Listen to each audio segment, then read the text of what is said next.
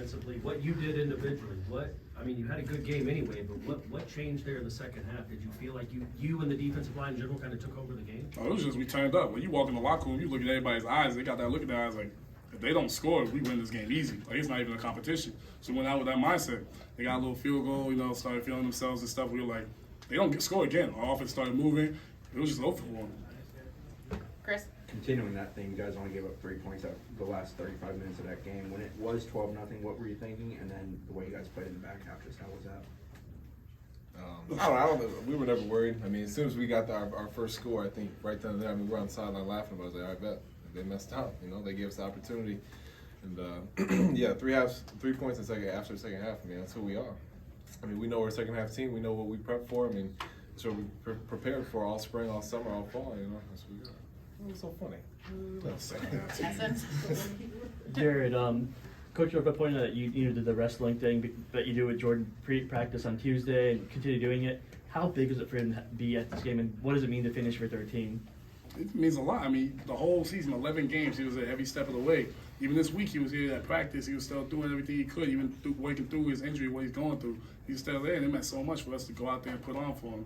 We gave everything we had. I feel like everybody hit another mental gear, another physical gear that we don't talk about enough. That was something that's like what we're capable of, especially that second half. So, you go to after the game, you look him in the eyes, we're like, hey, we did that for you. Like, his eyes are, hey, like, he's happy, he's smiling, like, he just feels genuine joy, even though he wasn't on the field with us, he was still there.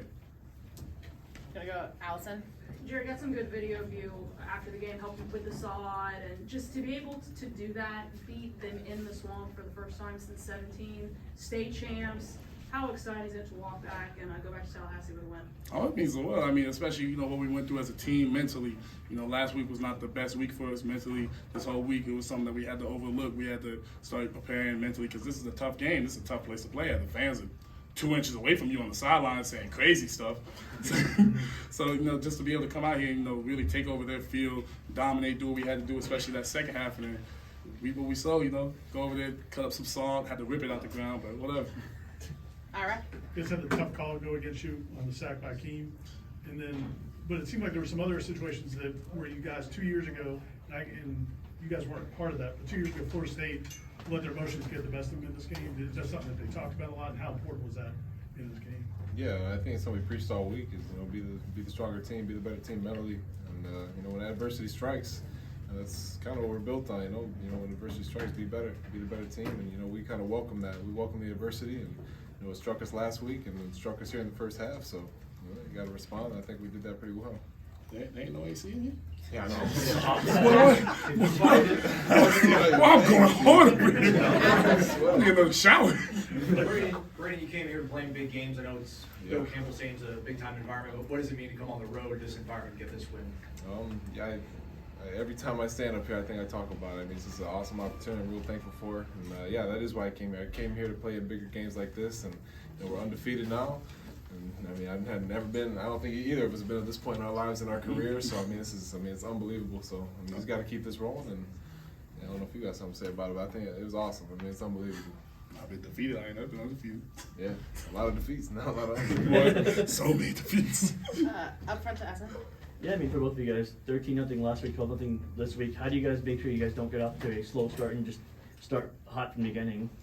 It's just a mentality. We still have a long way to go. We still haven't put together a full game, like defense and offensively. We started off slow. So I think always strive for greatness is not if we beat our rivals or if we beat this team or that team. It's when are we going to play the perfect game, when are we all going to reach our full potential. Because if we do that, I'm sorry for anybody in the country. They're going to have to get it. Going over to Andrea? Jared, as a follow-up to what Ira asked, how chippy did it get out there? Because I think we saw one play where they should have called a personal foul on the player who hit you in the face, and they didn't. But how chippy was it out there? Oh, it gets chippy, but I love to talk crazy. I love all that stuff. But once you start putting your hands physically on somebody, that just shows you lost. You mentally, if I get in your head and you start putting your hands on me, I already know took advantage of you. That showed at the end of the game. Like, you can't mess with me. Like, once you start getting physical, and it was getting chippy across the board. I don't know if Fisk, they were putting their hands on you or whatever they were doing on the inside. I'm asking. Because I put my hands on you, so I know they did.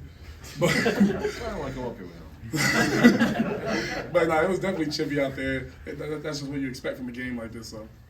Gonna go a couple more, starting with Corey. Jared, you always want to get pressure on the quarterback. That's the goal, I'm sure, going any game. But as a kid making his first start, I think in his career, his second start, how imperative was that to get after him early and try to rattle him? And do you think, as the game wore on, you guys did that? Oh, most definitely. I mean, when you're a fresh quarterback, when you're a vet, it's a whole different thing. Like, you're able to have that pocket awareness. But when you're fresh and you don't really know where people are coming from, how good this D-end is, how good that tackle is that's protecting you, you get real shaky.